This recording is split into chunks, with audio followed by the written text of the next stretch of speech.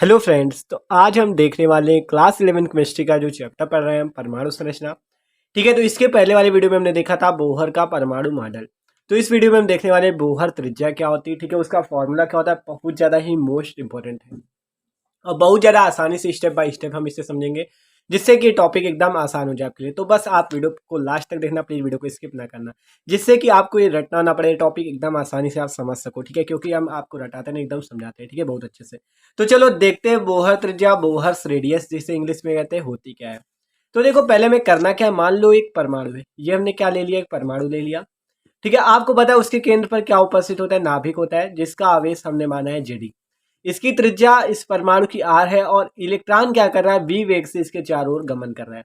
आपको पता है परमाणु के चारों ओर कौन घूमता है, इलेक्ट्रॉन घूमते हैं। कैसी कक्षा में घूमते हैं, वृत्तीय कक्षा में घूमते हैं, जो कि बोहर ने बताया था।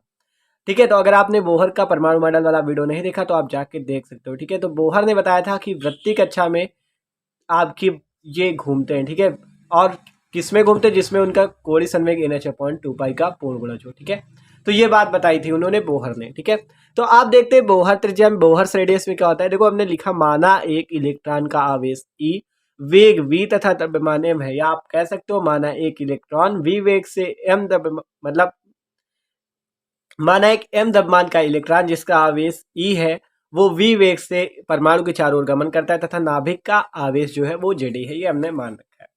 आप देखो क्या करना है, आपको पता है बाहर बैठे इलेक्ट्रॉन, बाहर कौन है, इलेक्ट्रॉन है, और अंदर है जेडी। जेड ई जो है ये नाभिक का आवेश, आपको पता है धनावेश है नाभिक। नाभिक कैसा है, होता है पॉजिटिव होता है। इलेक्ट्रॉन कैसा होता है, निगेटिव होता है। तो इस प्लस के कारण ये बाहर क्या होता है, माइनस। प्लस और माइनस में क्या होता है, आकर्षण होता है, आपको पता है।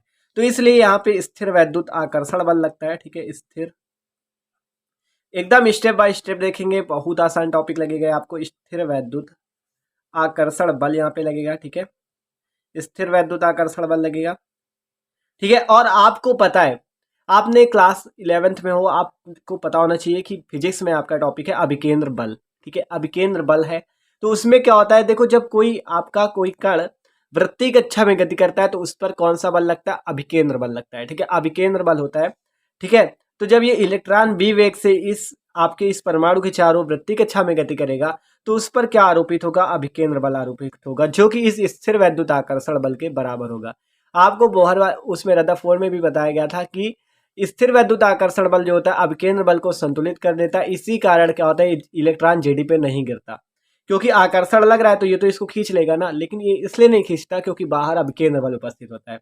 ठीक है, तो स्थिर वैद्युत आकर्षण बल जो होगा ये आपका अभिकेंद्र बल के इक्वल होगा। ठीक है, क्योंकि इसलिए इक्वल होगा क्योंकि अगर स्थिर वैद्युत बल, केवल स्थिर वैद्युत आकर्षण बल ही लगेगा तो जो जेडी पॉजिटिव है आपका, ये इस इलेक्ट्रॉन को अपनी तरफ आकर्षित कर लेगा। जब इलेक्ट्रॉन इस पर नाभिक में गिर जाएगा तो परमाणु तो नष्ट ही हो जाएगा।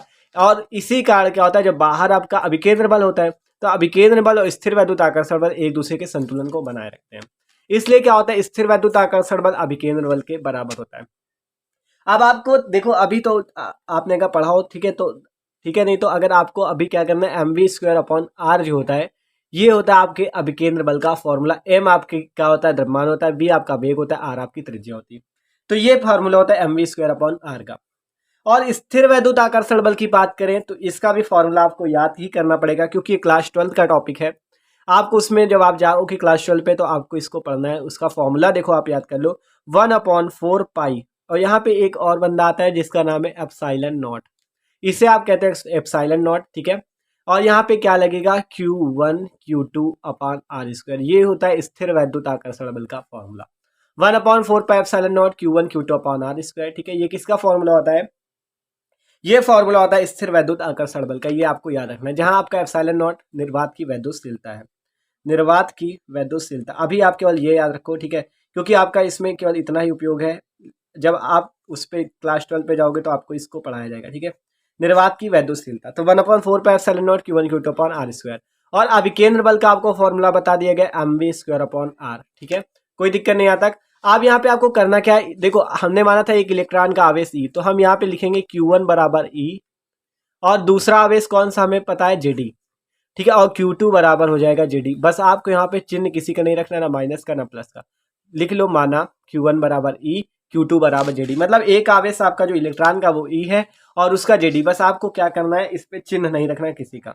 1/4πε0 उसी तरह लिखेंगे। Q1 की जगह क्या है, ई है, Q2 की जगह क्या है, जेडी, तो ई इंटू जेडी अपान क्या हो गया, आर स्क्वायर, और उधर क्या होगा, M V square upon are.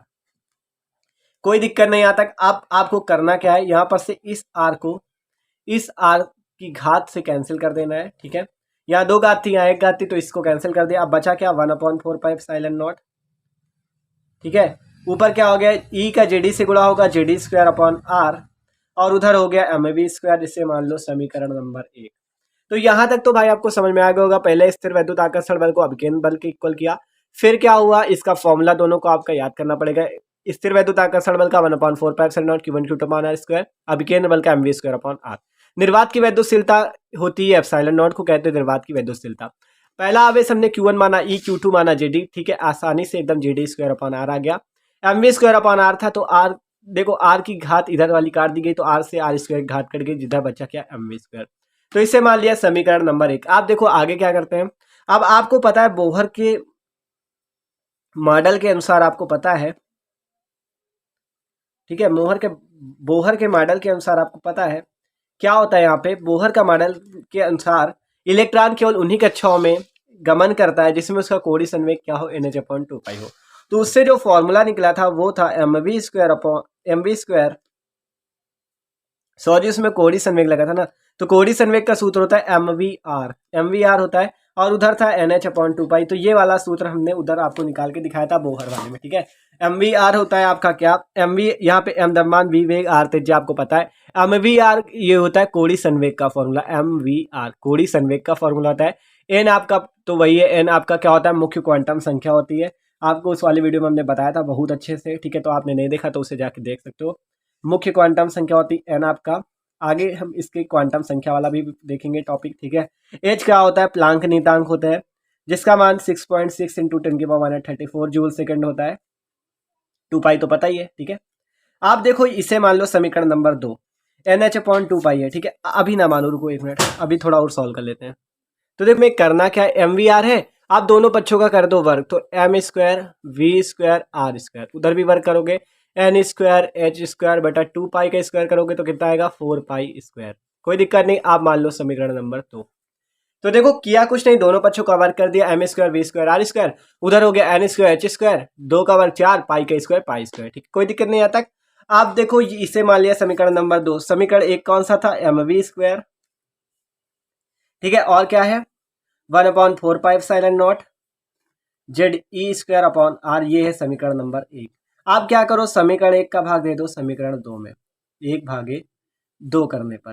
तो आप देखो जब 1/2 करोगे तो उधर है M स्क्वायर, क्या है, M square V square R square, या 2/1 कर दो, 1/2 करो, कोई दिक्कत नहीं, ठीक है। चलो 1/2 लिखा तो 1/2 करो यार, MV स्क्वायर, ठीक है।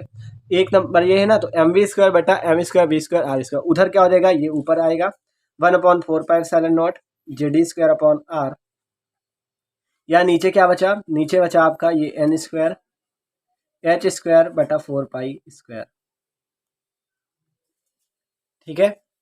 तो क्या हो गया, देखो MV स्क्वायर उधर था, ये जो इधर दूसरा वाला है नीचे आ गया, इसी प्रकार ये जो इधर वाला ऊपर है वो वाला नीचे आ गया। आप बस कैंसिल करना है, M स्क्वायर से देखो, M से जो स्क्वायर वाली घात है ये कैंसिल हो गई, V स्क्वायर से V स्क्वायर कैंसिल, यहाँ पे बचा R स्क्वायर, तो क्या बचा 1/mR स्क्वायर, इधर बचा M बचा था, R स्क्वायर है, ठीक है। उधर देखो ये 4π से 4π कैंसिल, 4π से क्या 4π कैंसिल हो गया, और क्या बचा, जो बचा उसे लिख लेते हैं उसी तरह, ZE स्क्वायर अपॉन में N square H square ε0 R। आप देखो इधर सिंगल आर है, इधर क्या है, डबल, मतलब R स्क्वायर है, तो इस R से इस R स्क्वायर की घात को काट दो, तो क्या बचा MR केवल, ठीक है। आप देखो क्या करते हैं, और यहाँ पे पाई बचा रहा होगा, ये पाई आपका बचा है, ठीक है, ये वाला पाई बचा है। देखो यहाँ पाई स्क्वायर था ना, एक पाई काटा तो ये कटा है, एक पाई बचा है यहाँ पे, तो ये पाई का गुणा हो जाएगा ऊपर, ठीक है। पाई का गुणा कहाँ हो जाएगा, ऊपर। क्यों हो जाएगा, क्योंकि यहाँ देख रहे हो आप 4π था और यहाँ 4π स्क्वायर है, पाई का स्क्वायर, इसलिए पाई पूरा थोड़ी नहीं कट जाएगा, पाई से केवल घात कटेगी, पाई जो बचा है ये कहाँ लग जाएगा, ऊपर। तो जेडी स्क्वायर इंटू पाई, ठीक है। अभी तक कोई दिक्कत नहीं है। देखो आप क्या करते हैं, 1/mr है इक्वल टू है ZE² इंटू पाई बटा N² H² एप्सिलॉन नॉट। ठीक है, इतना बच चुका है। अब देखो क्या करते हैं, अब मेन काम करना है हमें। देखो भैया आप क्या करते हैं, हम आप कर दो इन दोनों को उल्टा, दोनों को आप लिख सकते हो आंसर को उल्टा करने पर। तो देखो जब उल्टा करोगे mr इधर बचेगा, उसको उल्टा कर दो N² H² एप्सिलॉन नॉट बटा पाई ZE²। कोई दिक्कत नहीं आता भाई।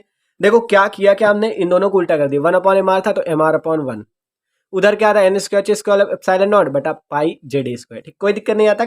आप देखो क्या करना है, एकदम भाई आसानी से समझा रहे हैं आपको।